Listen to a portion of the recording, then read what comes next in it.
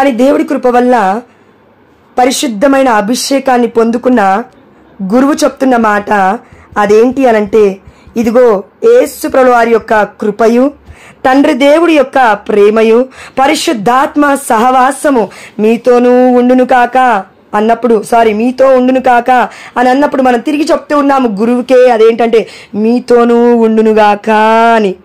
ఎక్కడా కూడా మనం మర్చిపోలేదు, తండ్రిని మర్చిపోవట్లేదు, కుమారుని మర్చిపోవట్లేదు, పరిశుద్ధాత్మ దేవుని మర్చిపోవట్లేదు. అందుకే కథోలిక శ్రీ సభలో యేసుప్రభువు ఏం చెప్తున్నారంటే, మత్తయి సువార్తలో చెప్తున్నాడు 28వ అధ్యాయంలో, ఇదిగో శిష్యులకు చెప్తున్నాడు, మీరు భూ దిగంతముల వరకు నాకు సాక్షులై ఉంటారు, భూ దిగంతముల వరకు నేను మీకు తోడై ఉంటాను.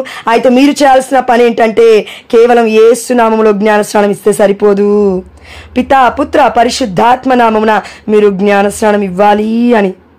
పితా పుత్ర పరిశుద్ధాత్మ నామమున పరిశుద్ధాత్మ దేవుణ్ణి మనము అంటి పెట్టుకొని జీవించాలి. ఎందుకంటే అసలు పరిశుద్ధాత్మ దేవుడు వస్తే ఏం జరుగుతుంది? ఈరోజు వాక్యం ఒక్కసారి ధ్యానిద్దాం అక్క.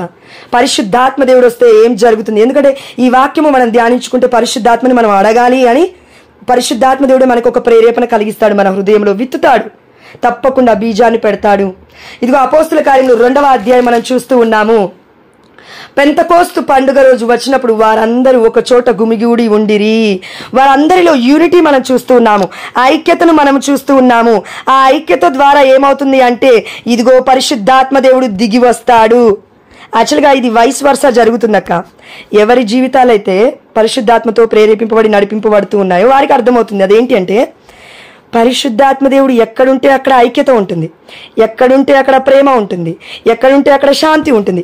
అదేవిధంగా మన పరిశుద్ధమైన గురువులు ఏం చెప్తారంటే, ఇదిగో మీలో ఐక్యత ఉంటే, మీలో ప్రేమ ఉంటే, మీలో తగ్గింపు గుణం ఉంటే పరిశుద్ధాత్మ దేవుడు వస్తాడు.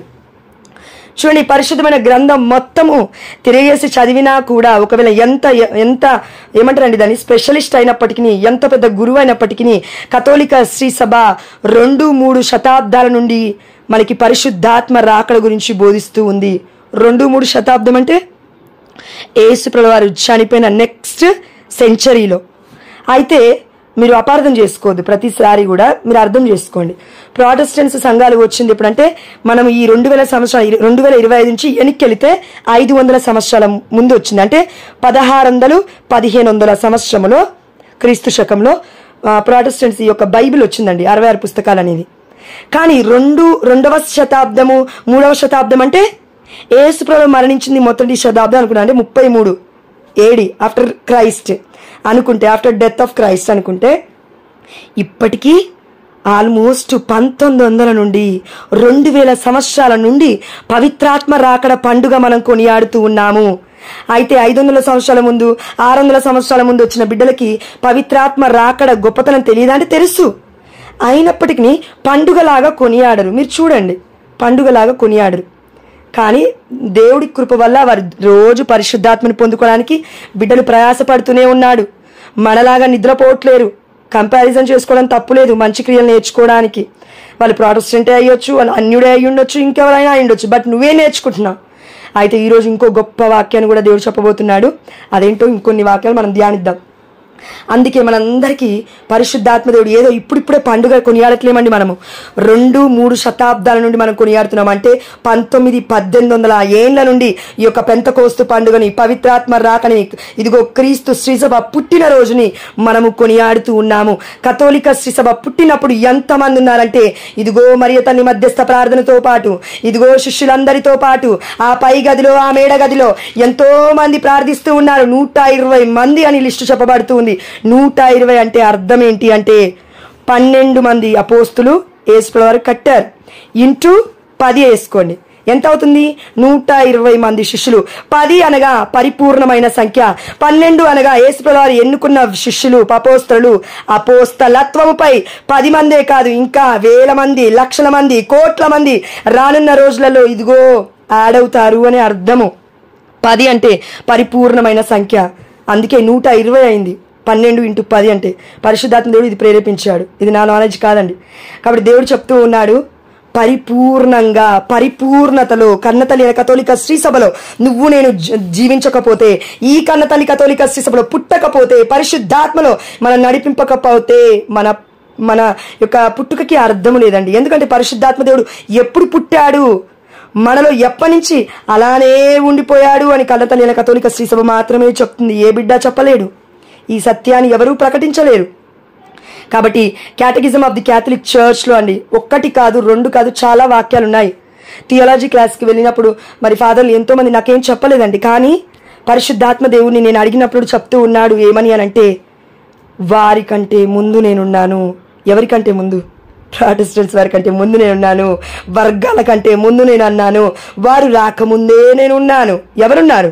పరిశుద్ధాత్మ దేవుడు. ఎప్పటి నుంచి ఉన్నాడు? ఆది కాండం నుండి ఉన్నాడు.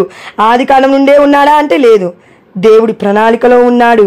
కాబట్టి ఏం చేస్తున్నాడంటే కార్యము చేస్తున్నాడు. ఒక కార్యము, ఒక పని నువ్వు నేను చేయాలంటే ఏం చేయాలి? నా బ్రెయిన్, ఇప్పుడు ఒక ఎగ్జాంపుల్ చెప్తానక్క. ఇప్పుడు నేను ఒక వంట చేయాలనుకోండి, నా బ్రెయిన్ ఏం చెప్పాలి? వంటకి కావాల్సిన కూరగాయలు కట్ చేసుకో అని చెప్తుంది. ఫస్ట్ నీట్గా కడుగు అని చెప్తుంది. దాని తర్వాత అన్ని కట్ చేసి పెట్టుకున్నాక అన్ని గ్యాస్ దగ్గరికి తీసుకెళ్ళి మనం ఏం చేస్తాము, ఆ గ్యాస్ పైన మంట పెడతాం. పెట్టిన తర్వాత దాని మీద ప్యాన్ పెట్టి హీట్ చేసిన తర్వాత ఆయిల్ పోసి, అంతా ఒక ప్రాసెస్ ఇది. అదేవిధంగా యేసయ్యా అంటూ ఉన్నావు, తండ్రి దేవా అంటూ ఉన్నావు, కానీ ప్రాసెస్ మొదలు పెట్టాల్సింది ఎవరు అంటే, ఆ యొక్క వంట చేయాల్సింది ఎవరంటే పరిశుద్ధాత్మ దేవుడు క్రియ చేయాలి అక్కడ. అందుకే అపోస్తలుల కార్యములు అంటే ఏంటంటే పరిశుద్ధాత్మ కార్యములు. ఎందుకు అపోస్తల కార్యములకి ఇంకో ట్యాగ్, ఇంకో పేరు కన్నతల్లి కథోలిక స్త్రీ సభ. ఇదిగో పరిశుద్ధాత్మ కార్యములు, అపోస్తుల కార్యములు అంటే ఒకటే అని మన కన్నతల్లి కథోలిక శ్రీ సభ ఎందుకు బోధిస్తుందంటే, మీరు వాక్యాలు మొత్తం ధ్యానిస్తాక ఒక 28 అధ్యాయాల్లో సగం అధ్యాయాలు పేతురు ప్రసంగం గురించి ఉంటుంది. పేతురు పక్కన యోహాను ఉన్నారు, కానీ పేతురు ప్రసంగం గురించే ఎక్కువ ఉంటుంది. ఎందుకు అంటే దేవుడే, ఆ ఏకైక దేవుడే యేసుప్రభువు వారే ఇదిగో పేతురు నా గొర్రెల మేపమన్నాడు. కాబట్టి ఇది పక్కకు పెడదామండి, మనందరికి ఇంతమందికి ధ్యానించుకున్నాం. రెండోది, మనం ఇంకొన్ని అధ్యాయాలు చూస్తే పౌలు ప్రసంగాలు చూస్తాం మనం. ఎందుకు? అపోస్తలుల కార్యములు ఇవి. అపోస్తలులు ఎవరు అంటే ఇదిగో 12 మంది శిష్యులే కాదు, ఆ 12 మందితో ఎంతమంది ఉన్నారు అనాలంటే ఇదిగో వారితో పాటు 120 మంది ఉన్నారు. అమ్మ మరియ తల్లి కూడా అపోస్తురాలే. ఎలా చెప్పొచ్చు? అపోస్తుల కార్యములు అంటే ఏంటి అనంటే పరిశుద్ధాత్మ దేవుడు చేసిన కార్యాలు. దాని తర్వాత ఎంతో మంది బిడ్డలు అపోస్తలత్వంలోకి వచ్చారు. ఇది ఎలా చెప్పొచ్చు అనంటే చూడండి, ఒక్క వాక్యం చదువుతాను నేను. అపోస్తుల కార్యములు 1వ అధ్యాయము. ఇక్కడ 1వ అధ్యాయం మొత్తం సందర్భం అక్క. ఒకవేళ మీరు మిస్ అయి ఉంటే నేను రానున్న రేపు ఈ రోజు పెట్టే వీడియోలలో మీరు చూడొచ్చు వాక్యం. ఇంకా ఇంత క్లియర్ గా అయితే పరిశుద్ధాత్మ దేవుడు నాకు రివీల్ చేయలేదు, బట్ ఇప్పుడు రివీల్ చేస్తున్నాడు. కాబట్టి ఇది కూడా మనం యూట్యూబ్ లో పెడతాము, కాబట్టి దయచేసి షేర్ చేయండి. సో దేవుడు ఏం చెప్తున్నాడంటే ఈ 1వ అధ్యాయం మొత్తము పేతురు యూదా స్థానములో ఉన్న ఎన్నిక గురించి మాట్లాడుతున్నాడు. ఎవరు యూదా? యూదా ఇస్కారియోతు. యేసయ్యను మోసగించాడు, 30 వెండి నాణాలకు అమ్మి వేశాడు. దాని పేరు అకెల్దమా అంటే రక్త భూమి.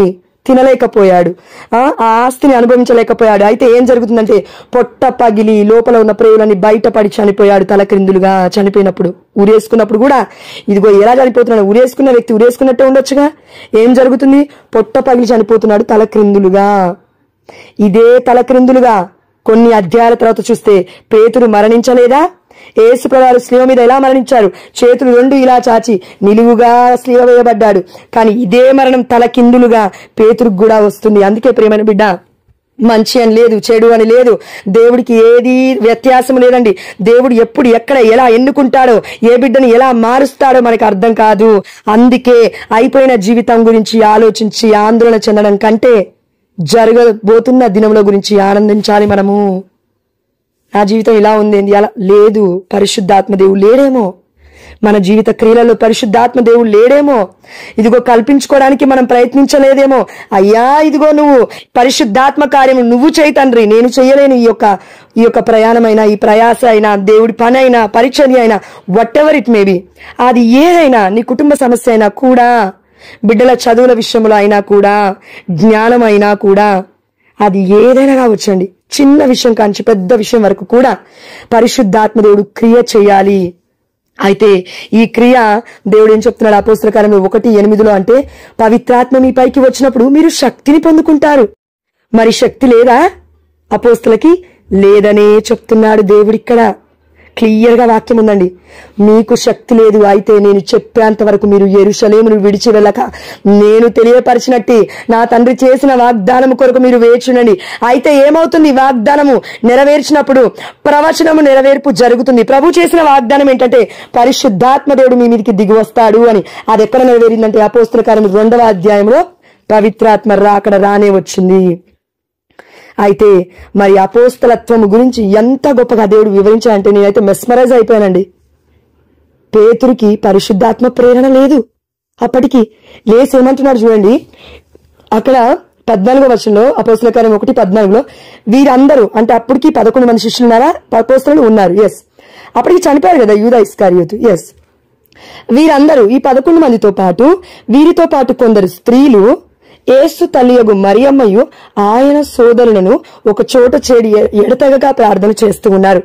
ఆ సమయంలో అంతమంది మధ్యలో నుంచి పేతురు లేచి ఇదిగో ఇంకను వారితో ఇలా అంటున్నాడు 20వ వచనములో.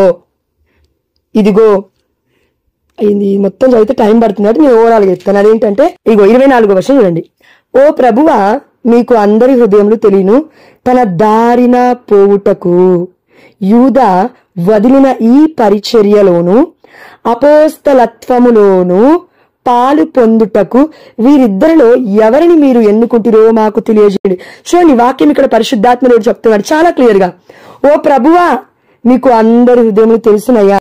కాబట్టి ఎవరు వదిలేసిన పరిచర్య అంట, ఎవరు వదిలేసిన అపోస్తలత్వం అంట, యూదా వదిలేశాడు.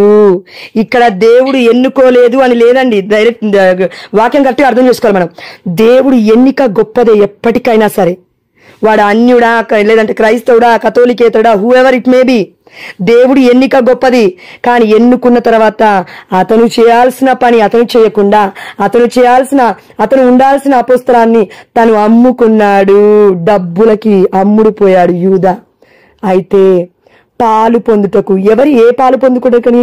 ఈ యొక్క అపోస్తలత్వంలో పాలు పొందుటకు, ఈ పరిచర్యలో పాలు పొందుకొనుటకు.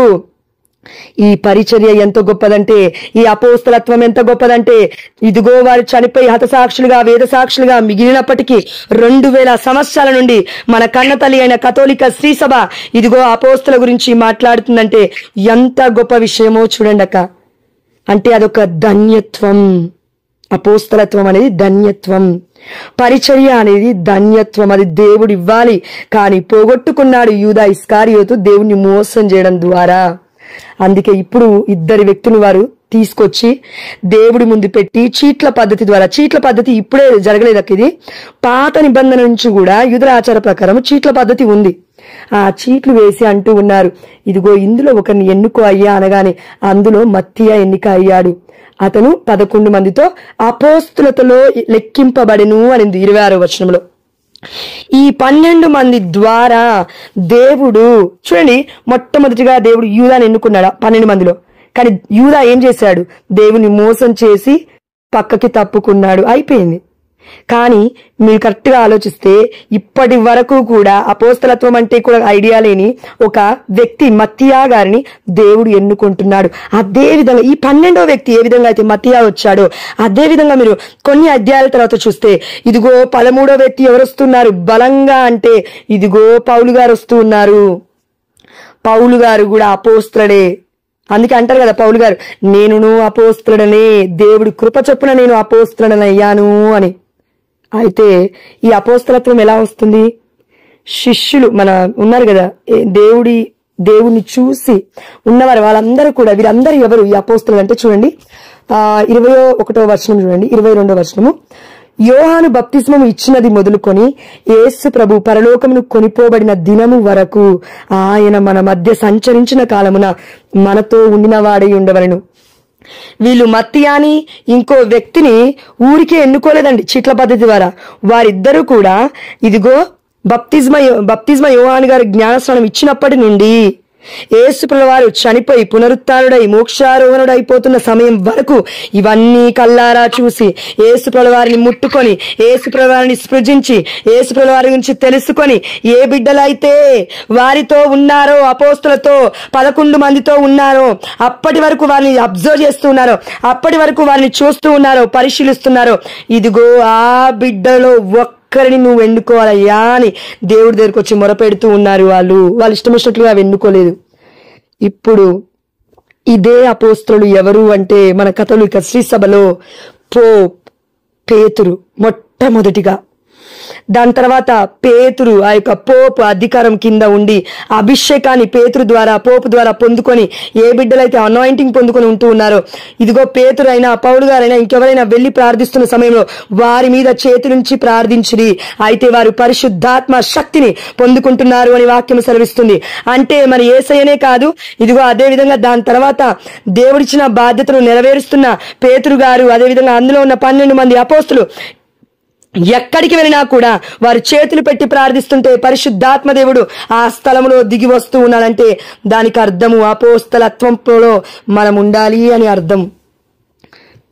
అదేవిధంగా అపోస్తలత్వంలో ఉన్న వాళ్ళం ఎలా ఉండాలి అని అంటే పరిపూర్ణమైన కథోలిక శ్రీ సభలోనే ఉండాలి. ఎక్కడుంది ఈ వాక్యం చూద్దాం రండి.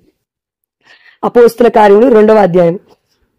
ఓవరాల్ గా చెప్తానక ఇది మనందరికీ తెలుసు. పెంతెకోస్తు పండుగ రోజున ఏం జరిగిందంటే వారందరూ గుమిగూడి ప్రార్థిస్తూ ఉన్నారు.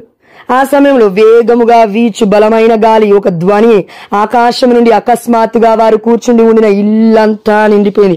అకస్మాత్తుగా ఏదైనా పరిశుద్ధాత్మ దేవుడు ఎలా చేస్తాడంటే నీకు చెప్పిరాడు నీలోకి నాలోకి అకస్మాత్తుగా వస్తాడు. వెలుగు రూపం వలె మనలోకి వస్తాడు. ఒక్కొక్కసారి మనకు తెలియదు, పరిశుద్ధాత్మ దేవుడు వచ్చినప్పుడు ఏడ్చేస్తూ ఉంటాము, మొత్తుకుంటూ ఉంటాము, లేదంటే కొంచెం షివరింగ్ వస్తూ ఉంటుంది, చెమటలు పట్టేస్తూ ఉంటాయి. అది మనలో చాలా మందికి అనుభవం అయింది. అకస్మాత్తుగా వస్తాడు, పర్మిషన్ తీసుకొని రాడు, కానీ ప్రార్థన చేయాలి. అలా రావాలంటే ప్రార్థన చేయాలి. ఎందుకు? ఇక్కడ వీరందరూ ప్రార్థన చేస్తున్నారు. ఒక్కరు చేయట్లేరు, ఇద్దరు చేయట్లేరు, ముగ్గురని కాదండి, ఇక్కడ క్లియర్ ఉంది, 120 మంది చేస్తున్నారు. నువ్వు నేను ఇద్దరం కలిసి ముగ్గురం కలిసి చేస్తేనే ఇలా ఉంటే 120 మంది 30 మంది 40 మంది ప్రార్థిస్తే ఆ ప్రార్థన దేవుడు ఎందుకు వినడు? తప్పక వింటాడు.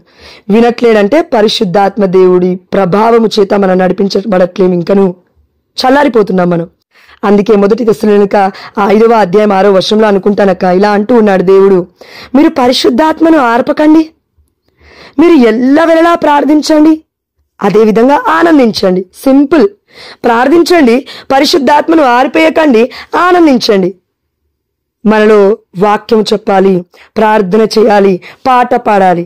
బట్ నువ్వు నేనేం చేస్తున్నావంటే వద్దొద్దు, పడుకో పడుకో పడుకో పడుకో, వద్దులే ఇప్పుడు వద్దులే, రేపు రేపు రేపు చూద్దాం, రేపు ఎన్నో రేపులు పోతూ ఉన్నాయి, కానీ ప్రార్థన లేదు, ప్రయాస లేదు, ఇంట్రెస్ట్ లేదు. మనకు ముఖ్యంగా పరిశుద్ధాత్మ అంటే పరిచయం లేదు. అయితే పరిశుద్ధాత్మ దేవుడు మన మీదకి వస్తున్నప్పుడు ఏం జరుగుతుందో ఇక్కడ చూడండి.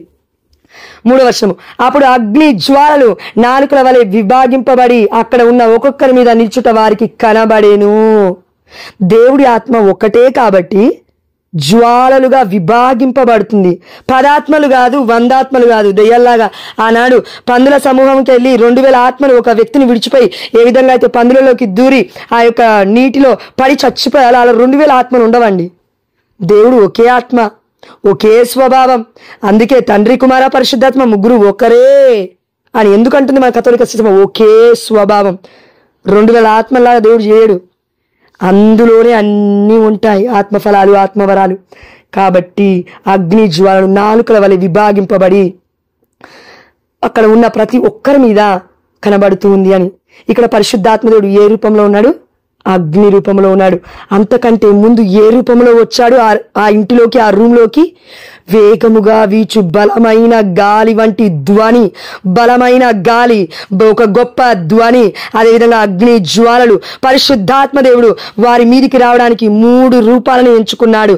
మొట్టమొదటిగా బలమైన గాలి, రెండవదిగా ధ్వని శబ్ద రూపంలో దిగొస్తున్నాడు, మూడవదిగా అగ్ని జ్వాల రూపంలో దిగొస్తున్నాడు. ప్రియమైన బిడ్డ, అందుకే మనము మాట్లాడుతున్నప్పుడు కూడా ధ్వని దేవుడిదై ఉండాలి, మన స్వరం దేవుడిదై ఉండాలి. అదేవిధంగా వీస్తున్న గాలి కూడా మనం చూస్తూ ఉంటే ఏం జరుగుతుందండి? పొలంలో పంట పైర్లు ఇలా ఊగుతూ ఉంటాయి గాలి వచ్చినప్పుడు.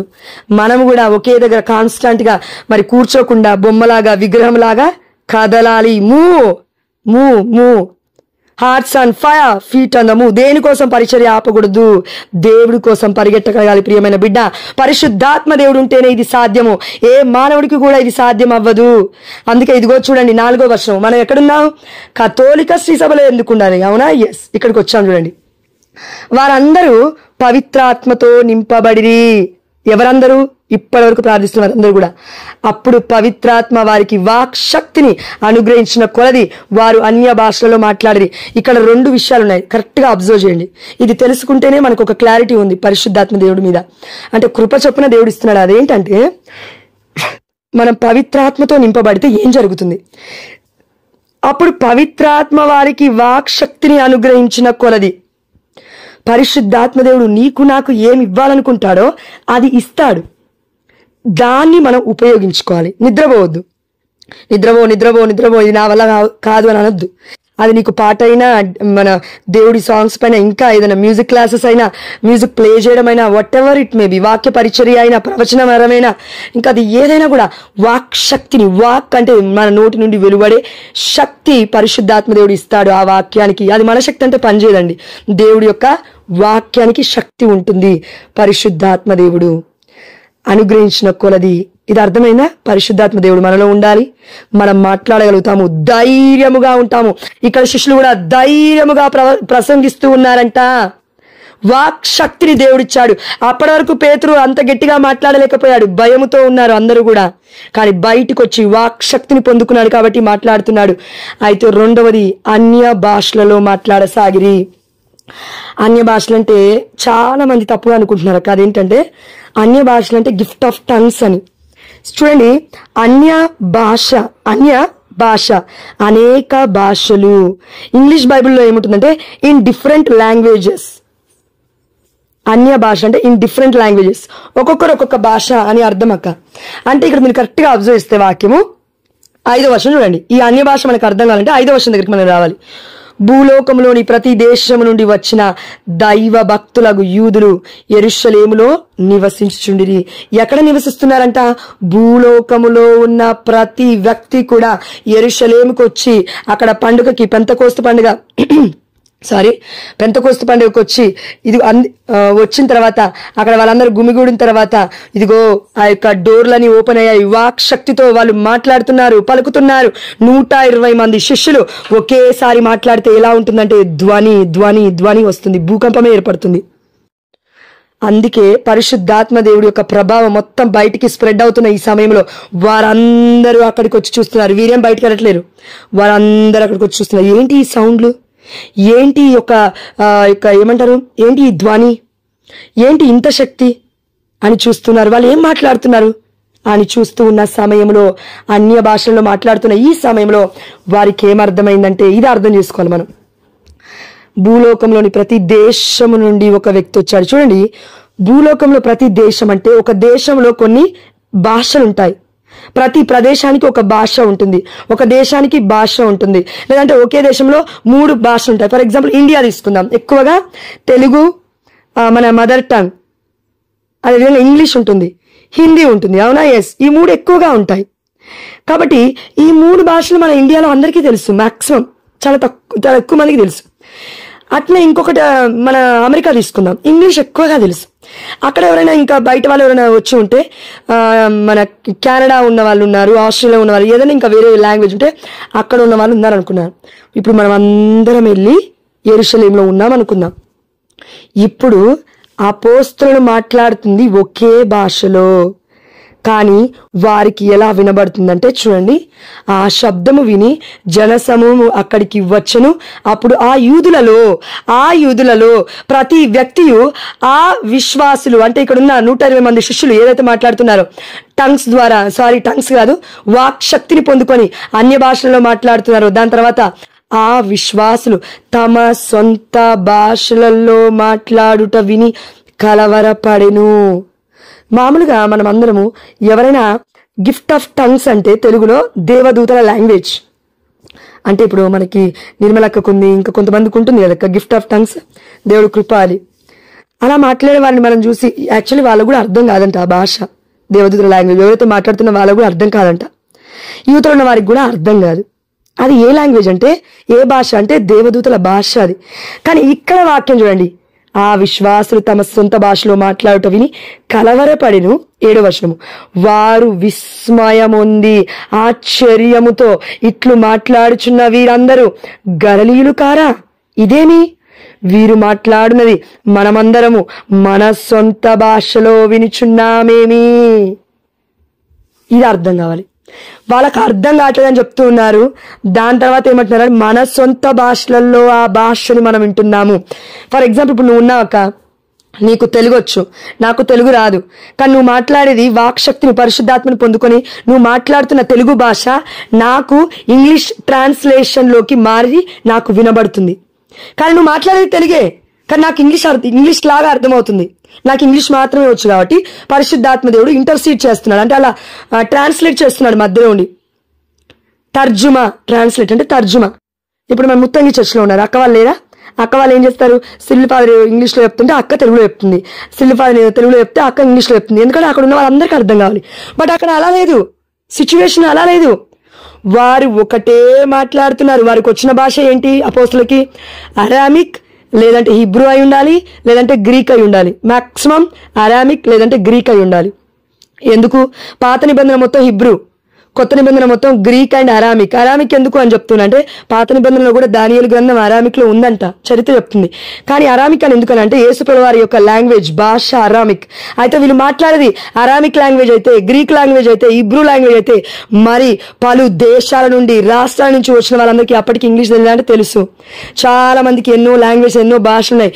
మరి వారందరికీ ఎలా అర్థం అవుతుంది? దీనికి అర్థం ఏంటి? ఒక్కటే. మన జోసెఫ్ ఫాదర్ కూడా చెప్తూ ఉన్నారు మన యూకే లైవ్ లో, ముగిస్తానక్క ఒక్క 10 నిమిషాల్లో. అదేంటంటే ఒక్కసారి కళ్ళు మూసుకొని ఆలోచించండి.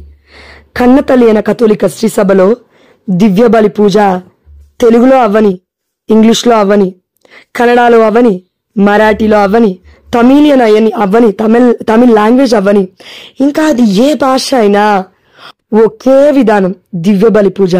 ఇక్కడ అన్య భాషలలో వారు మాట్లాడుతున్నప్పటికీ వారికి సొంత భాషలలో అర్థమవుతుంది.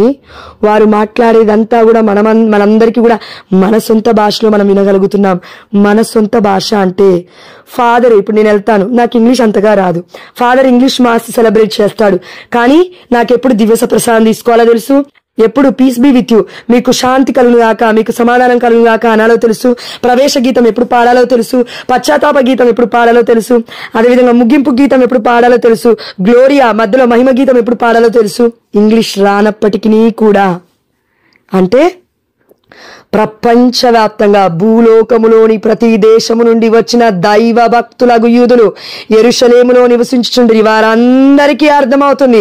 ప్రపంచంలో ఏ వ్యక్తికైనా ఏదైనా అర్థం కాదేమో గాని దివ్య బలి పూజ ఒకే ప్యాటర్న్ అర్థమవుతుంది. ఇది కన్నతల్లి అయిన కథోలిక శ్రీ సభ.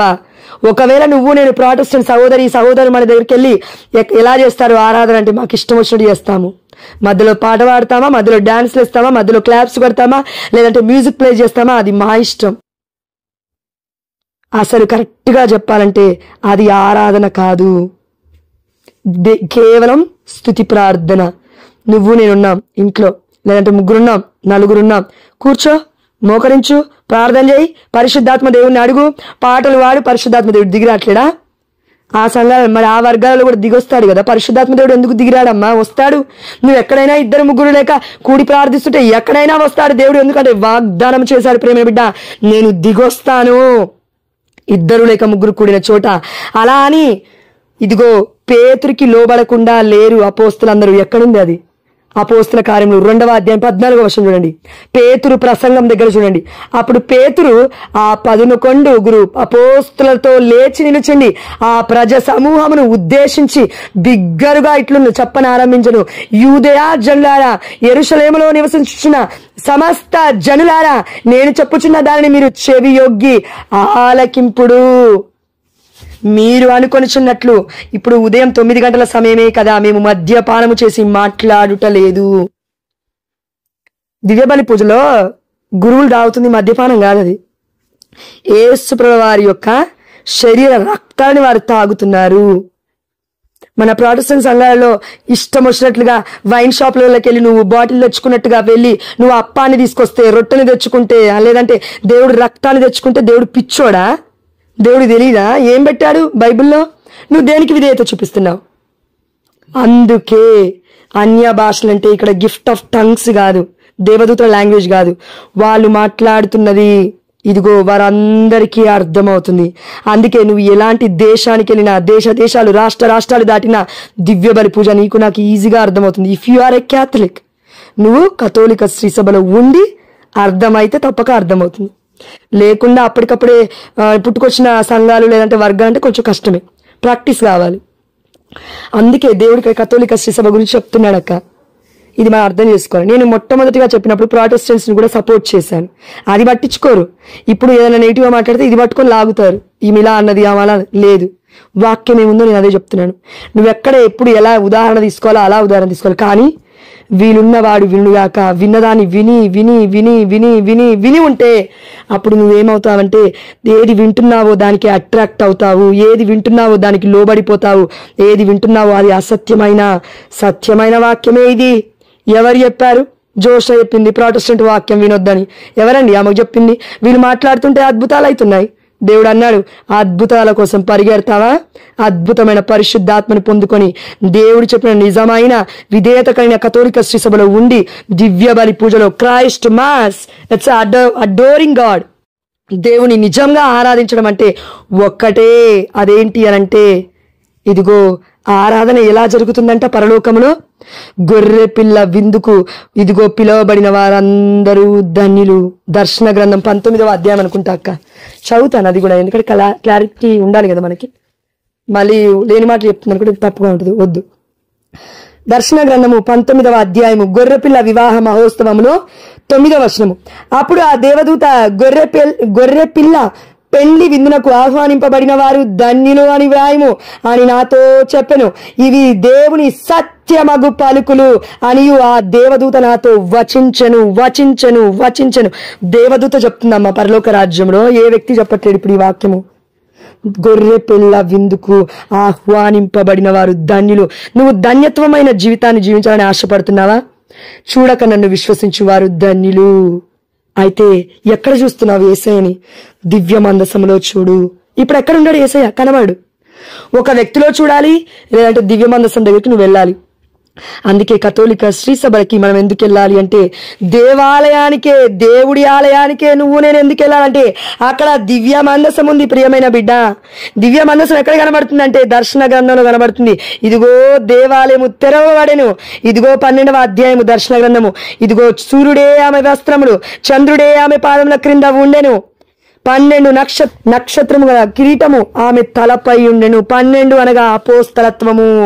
12 అనగా ఇదిగో మనకి పాత నిబంధనలో దేవుడు చెప్పి ఉన్నాడు, మీరు ఈ నదిని దాటిన తర్వాత, మీరు ఈ నదిని దాటిన తర్వాత, ఈ సముద్రాన్ని దాటిన తర్వాత మీరు ఏం చేయాలంటే కనానుకు వెళ్ళక ముందే అక్కడ 12 రాళ్ళని పాతండి అని. 12 రాళ్ళంటే ఇజ్రాయేలు ప్రజలు, దేవుడి ఇష్టమైన ప్రజలు. అందుకే ఆ 12 ఈ 12 కలుపుకుంటే దర్శన గ్రంథంలో దేవుడి వాక్యం సెలవిస్తుంది, 24 పెద్దలు ఆ దేవాతి దేవుని గొర్రె పిల్ల వివాహ మహోత్సవానికి ఇదిగో మోకాలు వంచి ఇదిగో ఆరాధిస్తూ ఉన్నారు. వారి యొక్క తలలు వంచిరి అని దర్శన గ్రంథంలో మనం చూస్తూ ఉన్నాము ప్రియమైన బిడ్డ. కాబట్టి 24 మంది పెద్దలు, 12 మంది అపోస్తులు, 12 మంది అదేవిధంగా పాత నిబంధనలో ఉన్న ఇజ్రాయేల్ ప్రజలు, గోత్రాలు. అందుకే దర్శన గ్రంథంలో ఇంకొక వాక్యం కూడా ఉంది అక్క. అదేంటంటే దేవాలయము తెరవబడిన తర్వాత మరియతల్ని చూస్తున్నాం కదా, అక్కడ ఎవరున్నారు? మరియతల్లి అని కాదు, నిండు చూలాలు కనబడుతుందంట. నిండు చూలాలు అంటే ఏంటి అర్థము? దివ్య మందసము. ఆ నిండు చూలాలలో ఎవరున్నారు? యేసుప్రభువు వారు ఉన్నారు. దివ్య మందసములో ఎవరుంటారు? యేసుప్రభువు వారి యొక్క శరీరము, రక్తము మనకు కనబడుతూ ఉంది మన కన్నతల్లి కథోలిక శ్రీ సభలో. అందుకే దేవాలయములో ఆ దివ్య మందసం పైన కిందైనా పక్కనైనా లైట్ పెడతారు. లైట్ అంటే వెలుగు. Jesus is the light of the world. ఆ లైట్ ని ఈ లోకానికి తీసుకొచ్చింది ఆ తల్లి గర్భము. తల్లి గర్భంలో అంధకారం లేదు, అంటే పాపము లేదు, చీకటి లేదు, వెలుగుంది. అందుకే కన్న తల్లి అయిన కథోలిక శ్రీ సభలో ఎందుకు ఉండాలి అంటే దేవుడు చెప్తున్నాడు ఇంత ఈజీగా వాక్యాలు అర్థవంతంగా. కథోలిక శ్రీ సభ మనకి ఇదే ప్రకటిస్తూ ఉంది. అంతకంటే ముందక మీకు ఒక్కటి చెప్తాను. నేను ఇన్ని రోజుల నుంచి చేసిన పరిచర్య ఎట్టి పరిస్థితుల్లో కూడా నేను నిజంగా చెప్తున్నాను, నాకు ఎవరు కూడా ఇవ్వలేదు ఈ జ్ఞానము. నిజంగా చెప్తున్నాను. నేను ఎన్నో వాక్యాలు విన్నాను. ఇప్పుడు జోసెఫ్ గారి, మన ఫాదర్ గారి వాక్యాలు వింటున్నాను. కానీ అంతకుముందు కేవలం నాకు పరిశుద్ధాత్మ దేవుడే నేర్పాడు వాక్యంలో ఉన్న వివరణ. నిజం చెప్తున్నారు, ఎవ్వరూ నేర్పలేరు. అందులో ఉన్న పరమరహస్యాలను ఎవరూ ప్రకటించలేరు. ఎందుకు అంటే దేవుడే చెప్పాలి, అది పరిశుద్ధాత్మ దేవుడు. ఎందుకు? ఇర్మియా గ్రంథం 33:3 ఒక వాక్యం ఉంది, ఇదిగో ప్రియమైన బిడ్డ, నన్ను పిలువు, నేను పలుకుతాను, నీవు నన్ను పిలుతువేని, నేను నీకు జవాబిత్తును. పరిశుద్ధమైన గ్రంథంలో ఉన్న మహా సత్యములను, అద్భుతమైన కార్యములను నేను నీకు వివరిస్తాను అని దేవుడు ఊరికే అనలేదక్క. కాబట్టి దయచేసి గుర్తుపెట్టుకోండి, మీరు విన్నదాన్ని విన్నట్టుగా మర్చిపోకుండా మనము ఈ వాక్యాన్ని కనీసం మీరు ఎదుటి వాళ్ళతో పంచుకోకపోయినా యూట్యూబ్లో 3 నుండి ఒక 5 వీడియోలు పెడతాను. 5 వీడియోలు మాక్సిమం ట్రై చేయండి. మీకు చేతులెత్తి మొక్కుతాను, మీరు ఏ వీడియోస్ చెప్పినా పర్లేదు. పరిశుద్ధాత్మను పొందుకుంటే భయం ఉండదు, బాధ ఉండదు, దుఃఖం ఉండదు. ప్రెజెన్స్, పరిశుద్ధాత్మ దేవుడి యొక్క సన్నిధి ఉంటే బిడ్డలు ఆనందిస్తారు. ఇది మన అల్టిమేట్ ఆ యొక్క ఏమంటారు డైరెక్షన్ అయినా డెసిజన్ అయినా ఏది తీసుకోవాలన్నా కూడా మనం ఆత్మలో ఆనందించగలగాలి. అది కేవలం దేవుడి ఆత్మకే సాధ్యము. ఇది మనం ఈరోజు పొందుకోవాల్సింది.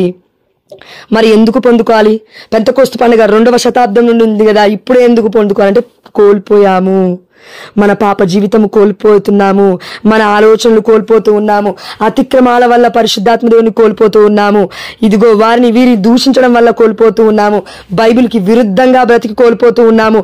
వారు చెప్తున్నదే నేను వింటాను, నాకు ఇష్టమైనదే నేను వింటాను, నాకు ఇష్టమైనదే నేను వింటాను, నాకు ఇష్టమైన పాస్టర్ చెప్తేనే నేను వింటాను, నాకు ఇష్టమైన పాస్టర్మ చెప్తేనే నేను వింటాను, నాకు ఇష్టమైన జోష్నని చెప్తే నేను వింటాను, లేదంటే ఇంకొక వ్యక్తి అయినా ఎవరైనా చెప్తేనే వింటాను. No, it is from heaven. పరలోకము రాజ్యము నుండి దిగి వచ్చిన ఏ అద్భుతమైన కార్యమైనా, ఏదైనా మంచి కార్యము పరిశుద్ధాత్మ దేవుడి దగ్గర నుంచే రావాలి. ప్రియమైన బిడ్డ, మనుషుల దగ్గర నుంచి వస్తే మోసపోతావు. అందుకే ఎవరిని నేను సపోర్ట్ చేయట్లేను, ఎవరిని నేను ధిక్కరించట్లేదు, ఎవరిని నేను పక్కా పెట్టట్లేను. ఒక్కటే, బైబుల్ చదువుతున్నావా? చదవలేదా? చదవడానికి ఈరోజు జ్ఞానం అడుగు. ఇదొక్కటే. పరిశుద్ధాత్మ దేవా నా మీదికి దిగిరా, పరిశుద్ధాత్మ దేవా నేను నిన్ను పొందుకోవాలి. ఎలా అంటే విత్ అబండెన్స్ బ్లెస్సింగ్, అధికముగా నిన్ను పొందుకోవాలి, సమృద్ధిగా నిన్ను పొందుకోవాలి. ఎందుకంటే నేను ఆత్మలో వర్ధిల్లున కొద్దీ అన్ని విషయములు అందు వర్ధిల్లుతాను. ఆమేన్, హల్లెలూయా. అన్ని విషయంలో అందు వర్ధిల్లబోతున్నావు ప్రియమైన బిడ్డ. ఆమేన్, హల్లెలూయా. కానీ నీ దాహము ఈ లోకంలో యేసు అన్నారు, మీరు ఆహారం చూసి పరిగెడుతున్నారు, అద్భుతాలు చూసి పరిగెడుతున్నారు. ఇదిగో నేను లేక మీరు ఏమీ చేయజాలరు. మీరు నాలో అంత గట్టుబడి ఉండాలి ప్రియమైన బిడ్డ. అద్భుతాల కోసం పరిగెట్టొద్దు. అందుకే మనుషుల వైపు మనం చూడొద్దు. పరిశుద్ధాత్మ దేవుడు నీకు నిజంగా మాట్లాడతాడు. ఒకవేళ మాట్లాడట్లేదు, నీకు అర్థం కావట్లేదు అంటే దివ్య మందసం ముందుకు వెళ్ళి కూర్చో. గంట కూర్చుంటావా? 40 నిమిషాలా? 30 నిమిషాలా? 20 నిమిషాలా? What about Joshna? పరిశుద్ధాత్మ దేవుడు మాట్లాడుతున్నాడా? జోష్న నుండి అపరిశుద్ధాత్మ దేవుడు మాట్లాడుతున్నాడా? వెళ్ళి దేవుణ్ణి కనుక్కో, చెప్తాడు దేవుడు. ఎవరి ప్రొటెస్టెంట్ వీడియోలు అయితే నువ్వు చూస్తున్నావో దేవుణ్ణి అడుగు. వాళ్ళని చూడకు, దేవుణ్ణి అడుగమ్మా. దేవుణ్ణాడు. నీకు నాకు మధ్య పరిశుద్ధాత్మ దేవుడు సాక్ష్యమై ఉండును గాక. ఆమేన్, హల్లెలూయా. చచ్చిపోయేంత వరకు నేను దేవుడికి వాగ్దానం ఇచ్చాను, కన్నతల్లి అయిన కథోలిక శ్రీ సభలోకి అందరూ వచ్చి ఉండాలి. అక్కడే కథోలిక శ్రీ సభలో ఒకే సంఘమై ఉండాలి. ఇక్కడ 120 మంది దేవుడు ఎన్నుకున్నప్పటికీ దాని తర్వాత పౌలికి ప్రసంగం వచ్చు కదా అని పేతురు మాట వినకుండా వెళ్ళలేదు. జైల్లో ఉన్నప్పటికీ మళ్ళీ వస్తున్నాడు, తిరిగి పేతురు దగ్గరికి వస్తూ ఉన్నారు. బర్నబా తీసుకువెళ్లి పరిచయం చేపిస్తున్నాడు. 12 మంది, అప్పటికి 11 మంది అపోస్తులున్నారు కదా. ఎస్, పౌలు గారిని దేవుడు ఎన్నుకొని, క్రీస్తు స్వరాన్ని నేను విన్నాను కదా, యేసయ్య స్వరాన్ని నేను విన్నాను కదా, పరలోక రాజ్యం నుండి దేవుడే డైరెక్ట్ గా మాట్లాడాడు. వెళ్ళి నేను ఒక బిల్డింగ్ లేబడతాను, అక్కడ నేను ప్రసంగం చేస్తానంటే ఒప్పుకోదు కథోలిక శ్రీ సభ. ప్రియమైన బిడ్డ, పేతురు అలో చేయాలి, పేతురు అధికారానికి లోబడాలి. ఇది దేవుడిచ్చిన అధికారం. మత్తయి సువార్త 16వ అధ్యాయం చదవండి. ఎందుకు ఇన్ని రిస్ట్రిక్షన్ అనుకుంటున్నావా? ట్రాఫిక్ రూల్స్ కి వెళ్ళినప్పుడు ట్రాఫిక్ రూల్స్ తప్పి నేను తొందరగా వెళ్తానంటే అడ్డంగా బుక్ అయిపోయి బుక్ చేస్తారు, లేదంటే ఆ బైక్ గుంజుకుంటారు, లేదంటే ఏదైనా అడ్డంగా వచ్చి లారీని ఇంకేదైనా గుద్దేస్తుంది. ట్రాఫిక్ రూల్స్ నువ్వు పాటించాలి. నీకు కష్టమైనా పర్లేదు, నీకు తొందరున్నా పర్లేదు, నీకు ఎలాంటిది ఉన్నా పర్లేదు. వాళ్ళని చూస్తా, వీళ్ళని చూస్తా, వీళ్ళు చెప్పేదే వింటా అంటే ఎన్నో కుదరదు. అది దేవుడు చెప్పేది నువ్వు నేను వినగలగాలి. నీకు ఇష్టంగా ఇంపుగా ఉంటే వినకు. దేవుడు చెప్పేది అది నిజమా కాదా, పరిశుద్ధాత్మ కాదా, అవునా అని ఇదిగో పరిశీలించి తెలుసుకో. ప్రశ్నించకు, పరీక్షించకు, కానీ పరిశీలించు. పరిశీలించు అంటే ఏంటంటే గుడ్డి వాళ్ళలాగా ఊరుకొద్దు ఎక్కడ పడితే అక్కడ. అంధత్వంలో బ్రతకొద్దు ఎక్కడ పడితే అక్కడ. దేవుడు అంటున్నాడు, గుడ్డి వాళ్ళకి నేను ఆధ్యాత్మికమైన కళను ఇచ్చాను. ఎవరికి? పౌలికి దేవుడు ఇచ్చాడా లేదా? ఎవరు వచ్చి ఇదిగో అభిషేకిస్తున్నారు, ఎవరు వచ్చి కళను ఇస్తున్నారండి? అననీయ ప్రవక్త వస్తున్నాడు. ఈ అననీయ ప్రవక్త ఎవరంట? దేవుడి యొక్క దైవ భక్తుడు, నీతిమంతుడు అని వాక్యం సెలవిస్తుంది. అప్పటి వరకు ఉన్న వాళ్ళందరూ, అపోస్తలత్వం కింద ఉన్న వాళ్ళందరూ కూడా 3000 మంది వచ్చారు, జ్ఞానస్నానం పొందుకున్నారు. 5000 మంది వచ్చారు, జ్ఞానస్నానం పొందుకున్నారు. మరి వీళ్ళందరూ ఏం చేస్తున్నారమ్మా? నువ్వు నన్ను అడగొచ్చు, ఏం చేస్తున్నారో చూడండి. అపోస్తల కార్యములు 2వ అధ్యాయము 41వ వచనం. అతని ప్రబోధము విని విశ్వసించిన, అతని అంటే పేతురు గారి యొక్క ప్రబోధన విని విశ్వసించిన వారిలో అనేకులు జ్ఞానస్నానము పొందిరి. ఆ రోజున రమారమి 3000 మంది చేర్చబడిరి. ఇప్పుడు చూడండి 42వ వచనము. వీరు అపోస్తలుల బోధయందు, సహవాసమందు, రొట్టె విరుచుటయందు, ప్రార్థించుటయందు నిమగ్నమై ఉన్నారు. 4 ఉన్నాయి. అపోస్తలుల బోధ ఉండాలి. ఇప్పుడు పుట్టుకొచ్చిన బోధ కాదు అది. అపోస్తల బోధ అయి ఉండాలి, పారంపర్యమై ఉండాలి, కథోలిక పారంపర్యమై ఉండాలి, కథోలిక సాంప్రదాయమై ఉండాలి. అపోస్తల బోధ యందు నువ్వు నేను ఉండాలంటే, అపోస్తలు ఉన్నప్పుడు నువ్వు నేను లేము. మొదటి శతాబ్దములో 2000 సంవత్సరాలు అవుతుంది. పక్కకి తొలగిపోకు ప్రియమైన బిడ్డ. దేవుడు చెప్తున్నాడు, అపోస్తల బోధ యందు నువ్వు ఉండాలి. సహవాసమందు. ఎవరితో ఈరోజు నీ సహవాసము? అద్భుతాల కోసం సహవాసం చేస్తావా? వాళ్ళతో తిండి పెడుతున్నారని 3 పూటలు సహవాసం చేస్తావా? ఫ్లెక్సీలలో ఇదిగో వడకాలు జరుగుతున్నాయని వెళ్తావా? అదే మరి కథోలిక శ్రీ సభకి వెళ్ళవే. అదేవిధంగా రొట్టె విరుచుటయందు. రొట్టె విరుచుటయందంటే ఎవరు పడితే వాళ్ళు రొట్టె విరుస్తారా ఏంటి? విరవరు. మొన్నటి రోజున మా ఫాదర్ లేరని మీకు చెప్పాను. ఫాదర్ సడన్ గా కాల్ రాగానే వెళ్ళిపోయాడు 6:30 మాస్కి. మేమందరం ఇలా చూస్తూ కూర్చున్నాం. నేను బైబిల్ చదువుతాను, లేదంటే కింద దివ్యబలిపీఠం కింద మొత్తం దిగి వాక్యమైనా చెప్తాను 5 నిమిషాలు, అంతేగాని దివ్యబలి పూజ ఎలా చెప్పేది? పెళ్లి చేసుకున్న అమ్మాయి, పెళ్లి చేసుకున్న అబ్బాయి ఓ కథోలికేతరుడా ఎలా చెప్తావు? దివ్యమైన బలిపీఠం దగ్గరికి ఎక్కి నువ్వు అసలు దివ్య బలిపీఠమే లేదు కదా అక్కడ. దివ్య బలిపీఠం అంటే ఏంటి? గొర్రె పిల్ల వివాహ మహోత్సవం అక్కడ ఉండాలి. నీ ఇష్టం వచ్చినట్లుగా నేను చేస్తాను, రొట్టె విరుస్తాను, మార్కెట్లో కొనుక్కొచ్చి చేస్తాను. అక్కడ అద్భుతం జరగాలి, క్రియ జరగాలి. అందుకే కథోలిక శ్రీ సభలో ఇప్పటికీ యేసుప్రభుల వారు చనిపోయి 2000 సంవత్సరాలు అవుతున్నప్పటికీ అద్భుతమైనది ఏం జరుగుతుంది తెలుసా? ప్రపంచవ్యాప్తంగా దివ్యమైన గొర్రె పిల్ల విందు జరుగుతుంది. ఇది రోజు ప్రాటెస్టెంట్ సంఘాలలో ఉండదు, ఒక్క రోజు కూడా మిస్ అవ్వదు. హోలీ సాటర్డే తప్ప కథోలిక శ్రీ సభలో రోజు ఉంటుంది ప్రియమైన బిడ్డ. మరి ఇప్పుడు ఎక్కడ ఉంటావు? రొట్టె విరుచుటయందు, ప్రార్థించుటయందు నిమగ్నమయ్యుండు. ఎందుకు ప్రార్థించమంటున్నాడు దేవుడు? అక్కడ వెళ్తావు, ఇక్కడ వెళ్తావు, అక్కడికి వెళ్తావు, ఇంకెక్కడికో వెళ్తావు, ప్రార్థన చేయకుండానే బయలుదేరుతావు. వాళ్ళు చెప్తున్నారు, వీళ్ళు చెప్తున్నారు, విన్నది మొత్తం చెవులకెక్కించుకొని ఆ సత్యాన్ని వింటావు, దాని మార్గంలో వెళ్తావు. ఇప్పుడు దేవుడు నిన్ను నన్ను కాపాడడానికి, పరిశుద్ధాత్మ ప్రేరణ ఇవ్వడానికి సిద్ధముగా ఉన్నాడు. మనల్ని మళ్ళీ పునర్జన్మ ఇవ్వబోతున్నాడు దేవుడు ఈ రోజు రేపు. ఆమేన్, హల్లెలూయా. కానీ ప్రియమైన బిడ్డ, మనం పొందుకోవాలి అంటే సత్యాన్ని మనము అంగీకరించాలి. సత్యము మనల్ని స్వతంత్రుని చేస్తుంది, అసత్యం మనల్ని బానిసలుగా చేస్తూ ఉంది. కాబట్టి దయచేసక ఎవరైనా సరే వాక్యము అర్థమైంది, పరిశుద్ధాత్మ దేవుడు అర్థం చేపించాడు. ఆ దేవాతి దేవుడికి సమస్త ఘనత మహిమ ప్రభావమును చెల్లిస్తూ ఇది ఇంకా డీప్ గా ఉంటుంది రాబోతున్న రోజులలో. కాబట్టి దయచేసి my voice only for Jesus channel చూడండి. ఎందుకంటే అక్క వాళ్ళు ఉన్నారు కాబట్టి నేను ప్రతిసారి నేను జాయిన్ అయ్యి చెప్పలేను. కానీ కొంచెం టైం తీసుకొని పిల్లలు పడుకున్నప్పుడు, అందరు పడుకున్నప్పుడు నేను హాల్లో వీడియో తీసి పెడుతూ ఉన్నాను యూట్యూబ్ ఛానల్లో. దయచేసి చూడండి. పరిశుద్ధాత్మ కార్యాలు నెక్స్ట్ రాబోతున్న వీడియోలో చాలా వండర్ఫుల్ గా దేవుడు మాట్లాడబోతున్నాడు. ఆమేన్, హల్లెలూయా. థ్యాంక్ యూ అక్క, and have a blessed day.